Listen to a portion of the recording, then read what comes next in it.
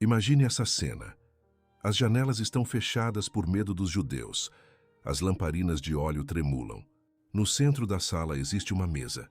A mesma mesa onde Jesus, poucas semanas antes, partira o pão e dissera: "Isto é o meu corpo." A mesma sala onde lavara os pés dos discípulos. A mesma sala onde Judas estivera sentado, recebendo o bocado de pão das mãos do Senhor, que ele já tinha decidido entregar. E agora, naquele mesmo lugar, 11 homens olham para um espaço vazio. Um lugar que ninguém quer enxergar. Um lugar que precisa ser preenchido. Mas por quem teria a coragem de aceitar a herança do traidor, de sentar-se na cadeira que custou a vida do anterior? Existe um nome que responde a essa pergunta. E esse nome aparece uma única vez em toda a Sagrada Escritura. Uma única vez. Em todo o Novo Testamento, com seus 27 livros, suas mais de 260.000 palavras, suas listas e genealogias e cartas e narrativas, esse nome é pronunciado apenas em Atos dos Apóstolos, capítulo 1, versículo 26. Um único versículo. E depois silêncio absoluto. Esse homem nunca mais é nomeado, nunca mais aparece numa cena, nunca mais tem uma fala registrada. Nada.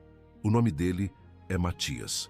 E o que esse silêncio esconde é o paradoxo mais comovente da igreja primitiva. O homem mais silencioso de toda a Sagrada Escritura é, ao mesmo tempo, o homem que aceitou a missão mais pesada que qualquer ser humano poderia aceitar. Ele aceitou se sentar onde Judas se sentou. Aceitou ser o 12º, sabendo o que tinha acontecido com o 12º anterior. Aceitou em silêncio, sem objeção, sem fuga, sem pergunta, herdar a cadeira que custara a alma do traidor.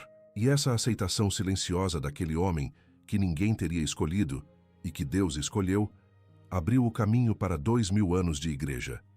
Sem o sim silencioso de Matias, o número 12 não se completaria. O dia de Pentecostes encontraria apenas 11 apóstolos. A igreja teria nascido amputada, mas Matias aceitou. E todo dia, 14 de maio, a igreja se lembra dele. Lembra-se do homem que ninguém escolheria e que Deus escolheu. Lembra-se do silencioso que se sentou no lugar do traidor. Lembra-se daquele que entrou na história sagrada por uma única porta, a porta mais estreita de todas, a porta do lugar vazio. Para entender quem foi Matias, é preciso primeiro entender uma palavra, o seu nome. Matias, em hebraico, é Matitia, e Matitia significa literalmente dom de Deus. O homem cujo nome era dom de Deus foi precisamente o homem que Deus deu à igreja para preencher a falta deixada por aquele que se perdeu. O nome era profecia. O nome era resposta. O nome dizia, antes mesmo de qualquer aparição pública, o que aquele homem seria. Mas fora do nome, a Escritura quase nada conta dele.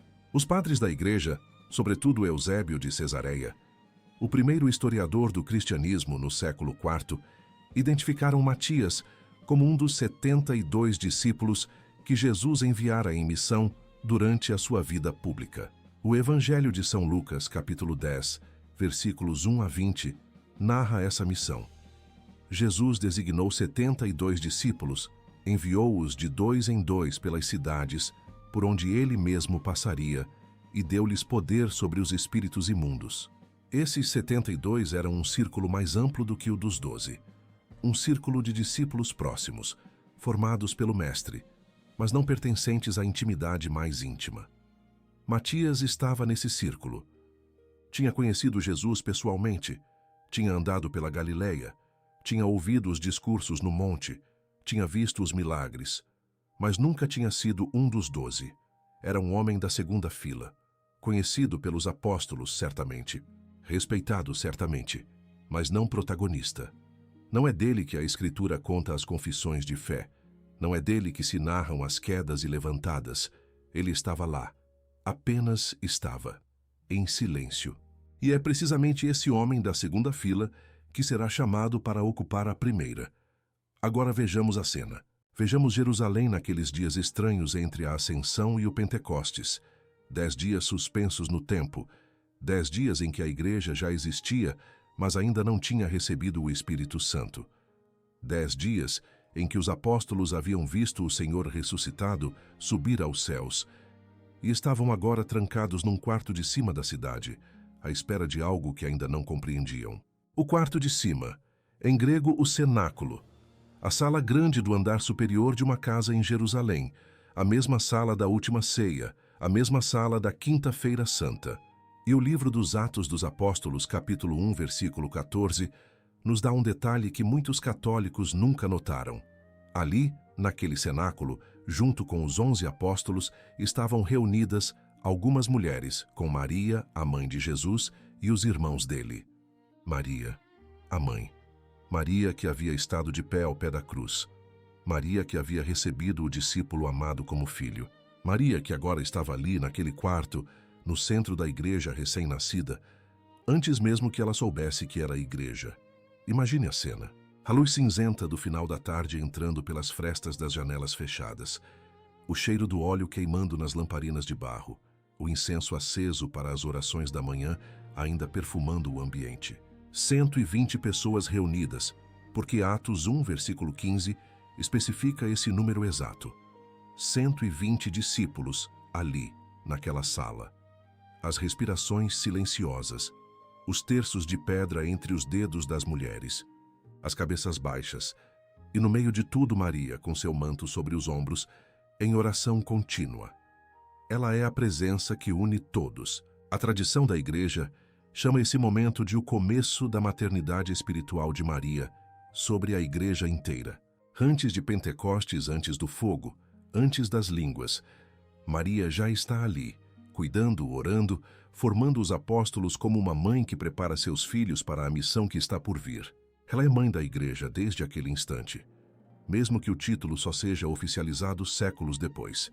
E nessa primeira decisão eclesial, a mãe está presente. Toda decisão da igreja, desde o primeiro instante, acontece sob o olhar materno de Maria.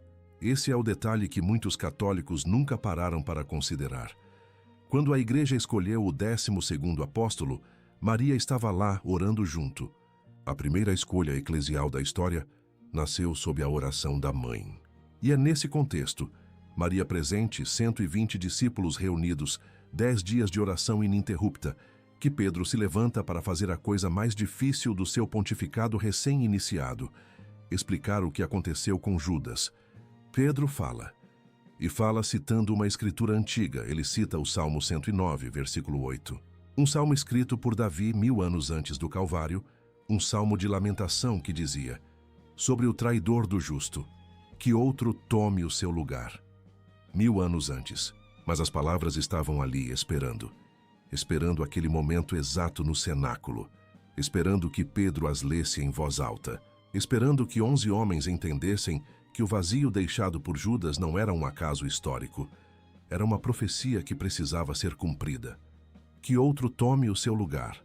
Esse outro tinha um nome que ainda não havia sido pronunciado em voz alta naquele cenáculo. Um nome que estava ali no meio daquelas 120 pessoas, talvez sentado encostado numa parede, talvez de joelhos junto com as mulheres, em silêncio, sem saber que dali a algumas horas, a igreja inteira saberia quem ele era. Matias, o dom de Deus, o homem da segunda fila, o silencioso. A cadeira vazia esperava por ele, e ele, sem saber, esperava pela cadeira vazia.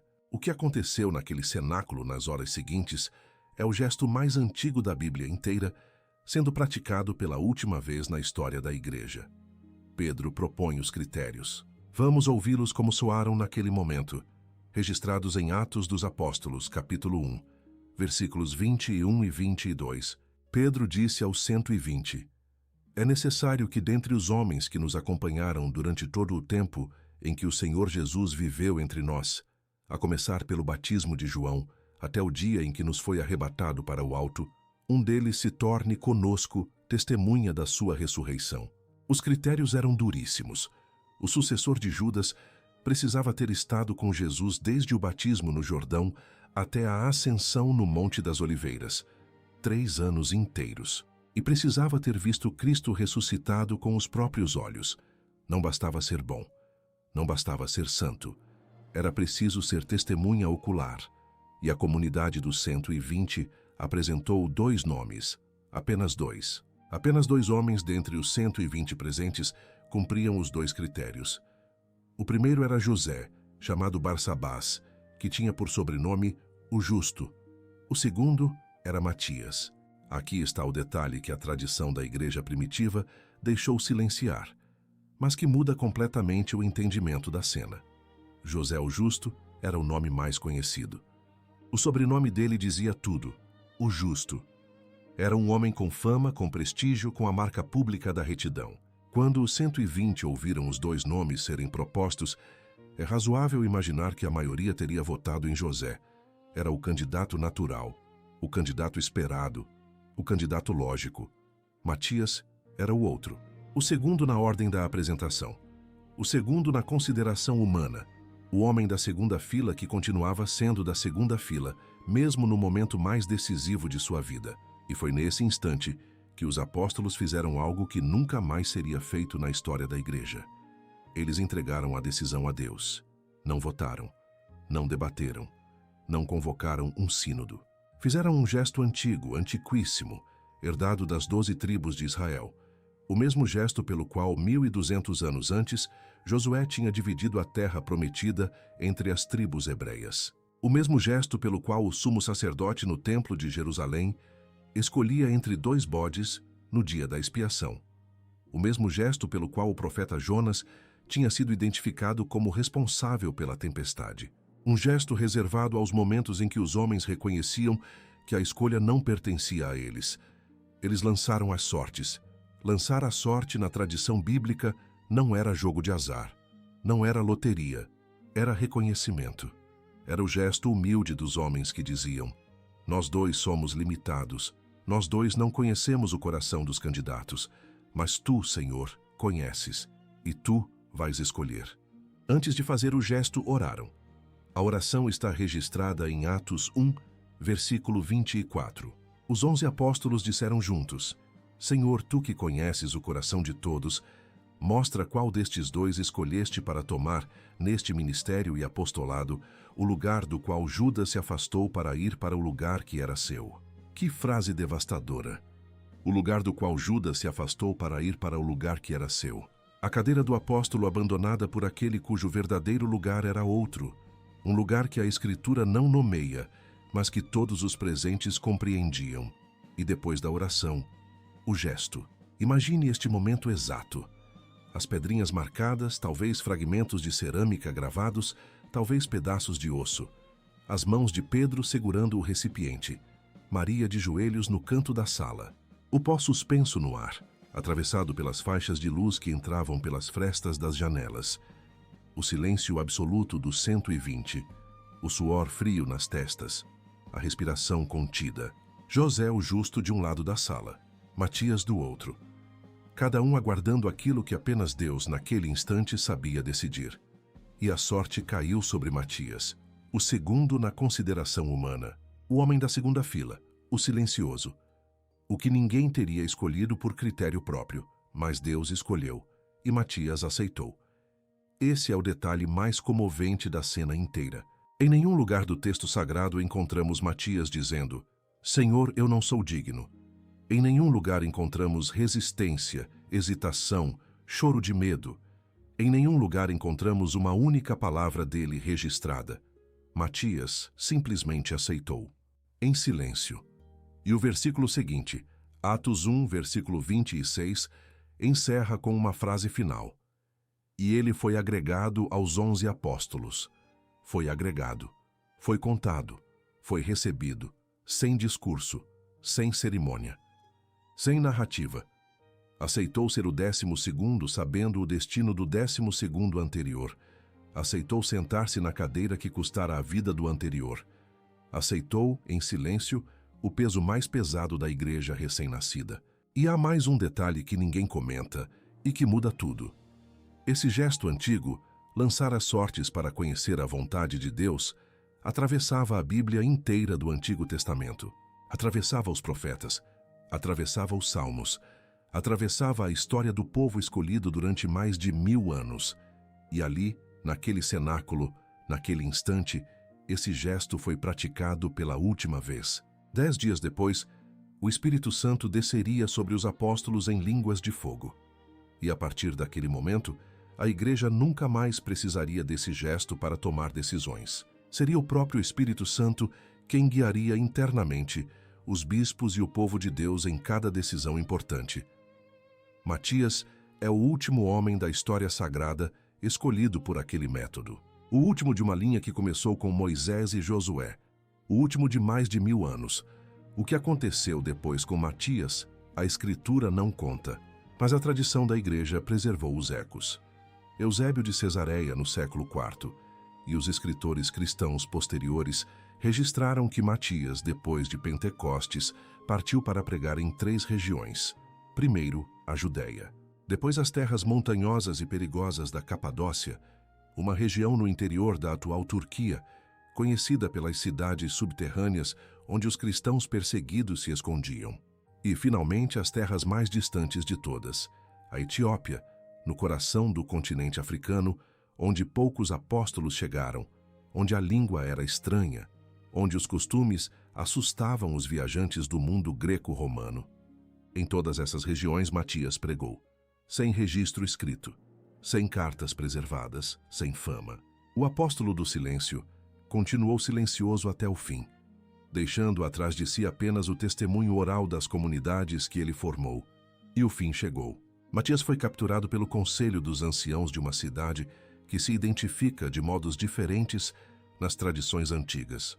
Foi acusado de propagar o nome de Jesus.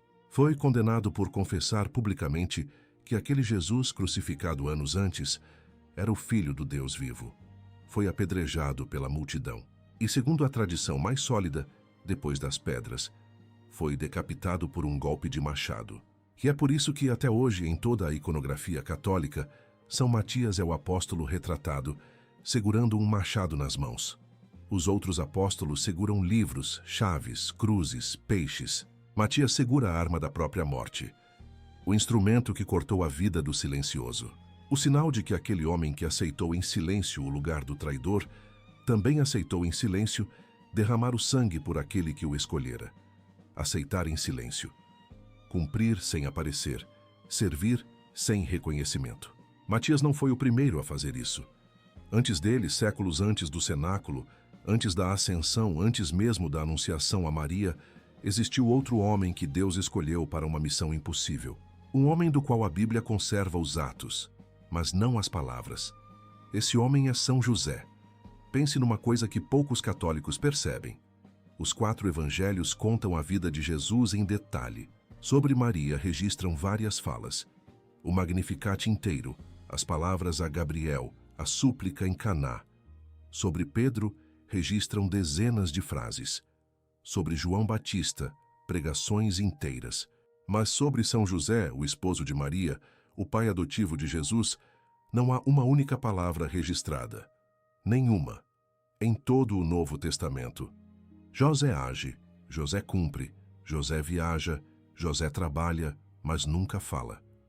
O homem mais silencioso da Bíblia.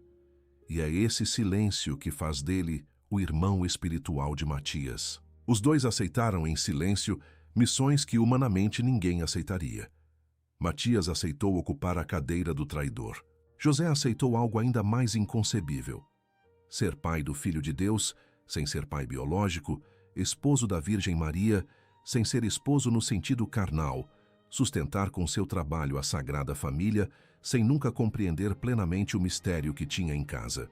A cena que define a fidelidade silenciosa de José está no Evangelho segundo São Mateus, capítulo 1, versículos 20 a 24. José já estava prometido em casamento a Maria e descobriu antes da convivência conjugal que Maria estava grávida. Como o Evangelho explica, era um homem justo e, por ser justo, não quis difamá-la publicamente, mas decidiu repudiá-la em segredo. Imagine a dor desse homem naquela noite. Já naquele momento, antes mesmo da revelação, José escolhe o silêncio que protege. José escolhe o sofrimento próprio em vez da exposição da amada. E é então que o anjo aparece em sonho e diz: José, filho de Davi, não temas receber Maria por esposa, pois o que nela foi concebido vem do Espírito Santo. E o que José faz? O versículo 24 registra a resposta dele em uma única frase. Toda a entrega, todo o sim, toda a fidelidade de uma vida inteira condensada em uma frase: José fez como o anjo do Senhor lhe ordenara. Fez. Não disse, não respondeu, não argumentou, não pediu provas. Fez. Como Matias, séculos depois, aceitou. Sem palavra, sem pergunta, sem hesitação registrada. E daquela noite em diante, a vida de José foi uma sequência de atos silenciosos. Levou Maria a Belém para o recenseamento. Recebeu Jesus recém-nascido nos braços. Fugiu para o Egito, quando o anjo avisou da matança ordenada por Herodes. Voltou para Nazaré quando a ameaça passou. Estabeleceu a oficina na pequena cidade da Galileia. E trabalhou.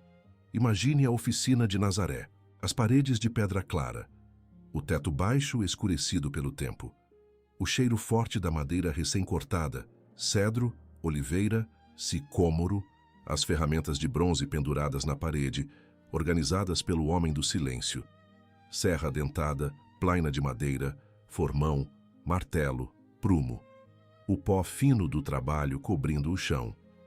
E ali, durante quase 30 anos, 2 pares de mãos trabalhando lado a lado. As mãos calejadas de José ensinando, as mãos jovens de Jesus aprendendo. 30 anos em que o próprio Filho de Deus aprendeu o trabalho humano com um homem que nunca disse uma palavra que a Escritura considerasse digna de registrar. 30 anos. O Papa Francisco, em 2020, escreveu uma carta apostólica inteira sobre São José, intitulada Patris Corde, que significa coração de pai.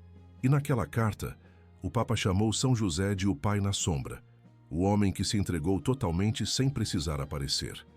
O homem cuja paternidade se exerceu por presença, não por palavras. O homem que ensinou a Jesus como ser humano, no plano humano, sem nunca ter precisado registrar uma frase. E aqui está a conexão profunda com Matias, separada por séculos, mas idêntica em essência. Os dois aceitaram em silêncio um lugar que a lógica humana não justificaria. José aceitou um lugar para o qual nenhum homem se candidataria, pai de um filho que não é seu, esposo numa união que protege um mistério. Matias aceitou um lugar para o qual nenhum homem se candidataria, sucessor do traidor, ocupante de uma cadeira amaldiçoada. Os dois disseram sim sem precisar dizer nada. Os dois cumpriram sem aparecer. E enquanto a igreja celebra São Matias todo dia 14 de maio, num canto pouco conhecido da Europa, existe um sinal concreto, físico, palpável, da glória que Deus reserva para os que aceitam em silêncio. Esse sinal está em Treveris. Treveris é uma cidade no oeste da Alemanha, perto da fronteira com Luxemburgo, às margens do rio Mosela. Em alemão, chama-se Trier. Foi fundada pelos romanos antes do nascimento de Cristo, com o nome de Augusta Treverorum. É considerada a cidade mais antiga da Alemanha. Nos séculos III e IV, foi uma das capitais do Império Romano e residência predileta do imperador Constantino depois de sua conversão ao cristianismo. A mãe de Constantino, Santa Helena, é a personagem que conecta Treveris a São Matias. Santa Helena, no início do século IV, fez uma das peregrinações mais famosas da história, a viagem a Jerusalém em busca da cruz de Cristo. E a tradição registra que naquela mesma peregrinação, Helena também levou consigo as relíquias do apóstolo São Matias, que estavam sendo veneradas em Jerusalém. Parte permaneceu em Roma, na Basílica de Santa Maria Maior. Helena enviou outra parte para a cidade onde seu filho governava, Augusta dos Tréveros, o homem que aceitou o lugar do traidor, sendo levado em silêncio, séculos depois de sua morte, para o coração da Europa. As relíquias sobreviveram às invasões germânicas, foram escondidas durante saques, e em algum momento a memória exata de onde estavam acabou se perdendo. Até que no ano de 1127, durante a demolição da antiga abadia para a construção de uma nova basílica, os monges encontraram, sob o solo da igreja, as relíquias do apóstolo. A notícia se espalhou pela Europa. Peregrinos começaram a chegar. A nova basílica foi consagrada em 1148, pelo Papa Eugênio III, na presença de São Bernardo de Claraval, o maior pregador do século XII. E aqui está o dado que faz Treveris única no mundo cristão inteiro. Os 12 apóstolos, depois de Pentecostes, espalharam-se pelo mundo, Pedro está enterrado em Roma, André em Patras, na Grécia, Tiago Maior em Compostela, na Espanha, João em Éfeso, na atual Turquia, Tomé em Mylapore, na Índia, Bartolomeu na ilha romana do Tibre, Mateus em Salerno, na Itália. 11 apóstolos, todos enterrados ao redor do Mediterrâneo. Apenas um apóstolo está enterrado ao norte dos Alpes, São Matias. A abadia de São Matias, em Trèveris, é o único lugar em toda a Alemanha, em toda a Áustria, em toda a Polônia, em toda a Holanda, em todo o Reino Unido, em toda a Escandinávia, em todo o norte do continente europeu, onde se pode tocar fisicamente a sepultura de um apóstolo de Cristo, único. Em mais de 1000 anos de cristianismo europeu, apenas um apóstolo escolheu, por providência divina, repousar tão longe do Mediterrâneo. E o nome desse apóstolo é o do silencioso, o do segundo nome, o que ninguém escolheria, e que Deus escolheu. A cripta da Basílica de Trèveris guarda hoje um sarcófago gótico do século XII. Sobre ele, repousa a efígie do apóstolo deitado, com o machado nas mãos. A pedra é fria ao toque. As velas dos peregrinos tremulam ao redor o ano inteiro. 50.000 pessoas visitam o túmulo todos os anos, e muitos chegam a pé, percorrendo o caminho de São Matias, uma rota oficial de peregrinação de 240 quilômetros que parte da cidade de Aachen e atravessa as montanhas e vales da Renânia até a porta da abadia. O silencioso continua chamando em silêncio, e continuam respondendo em silêncio peregrinos de todas as línguas. Quantas vezes você já se sentiu o ninguém? Quantas vezes você fez algo importante sem que ninguém percebesse, ou foi o segundo nome considerado, o segundo na fila, o que ficou para depois, com a sensação de que sua vida acontecia sem testemunhas? A festa de São Matias, todo dia 14 de maio, é para você, porque Matias era o segundo nome. José o Justo foi o primeiro. Matias era o de menos prestígio, o de menos visibilidade, o menos provável. E Deus, naquele cenáculo, mostrou que a consideração humana e a consideração divina são diferentes. A vida cristã, em sua maior parte, é vivida em silêncio. Não nas grandes aparições, não nos púlpitos, não nas multidões. A vida cristã é a mãe que se levanta no meio da noite para cuidar do filho que tem febre, sem testemunhas. É o pai que sustenta a família com trabalho duro todos os dias, sem aplauso. É o idoso que reza o terço sozinho no quarto, com a voz baixa, sem que ninguém ouça. É o jovem que resiste à tentação numa noite difícil, sem que ninguém saiba que resistiu. É a esposa que perdoa em silêncio. É o trabalhador que faz o que precisa ser feito, mesmo quando o chefe não está olhando. É o pobre que reparte o que tem com o vizinho mais pobre, sem contar a ninguém. Esses são os Matias do nosso tempo. São os escolhidos para lugares que ninguém escolheria e que aceitaram em silêncio. E essa aceitação silenciosa é o coração da vocação cristã. Maria aceitou primeiro. No instante da anunciação, disse: "Faça-se em mim segundo a tua palavra."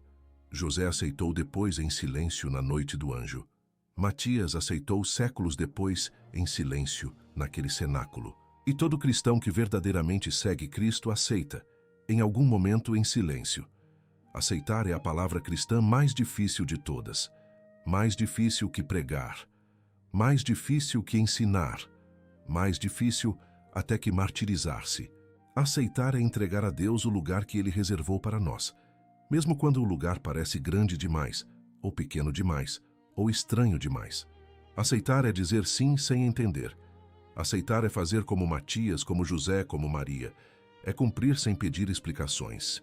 O Catecismo da Igreja Católica, no parágrafo 860, ensina que os apóstolos receberam de Cristo uma missão que não tem fim. Uma missão que precisa de sucessores até o último dia do mundo. Matias entrou nessa missão pela porta mais estreita, a porta do lugar vazio. E sua aceitação silenciosa naquele cenáculo abriu o caminho para 2000 anos de sucessão apostólica. Todo bispo da Igreja Católica hoje, em qualquer canto do mundo, está em comunhão direta com os 12 apóstolos, e Matias é um deles. Sem o sim silencioso daquele homem da segunda fila, o número 12 não se completaria. A história sagrada precisa dos silenciosos. A história sagrada precisa dos que não esperam ser escolhidos. dos que não buscam o palco, dos que estão dispostos a sentar-se em qualquer cadeira que o Senhor designar, mesmo que seja a cadeira que outros deixaram vazia. Se esta história tocou seu coração, se você se reconheceu na cadeira vazia, no segundo nome, no silêncio fiel, escreva nos comentários o nome de uma pessoa silenciosa da sua vida. Alguém que serve sem aparecer, alguém que ama sem ser notado. Rezemos juntos pedindo a intercessão de São Matias por essas pessoas. Em Treveres, na Alemanha, o sarcófago do apóstolo silencioso continua recebendo peregrinos. As velas continuam tremulando na cripta. O machado continua nas mãos da efígie esculpida. E em milhões de paróquias pelo mundo inteiro, no dia 14 de maio, sacerdotes pronunciam o nome de Matias na missa, o nome que a Sagrada Escritura pronunciou uma única vez, mas que a Igreja pronuncia todos os dias do ano em algum lugar do mundo. O silêncio dele se tornou eco. A cadeira vazia se tornou trono. O ninguém se tornou apóstolo. São Matias, o homem que ninguém escolheria e que Deus escolheu e que aceitou, rogai por nós.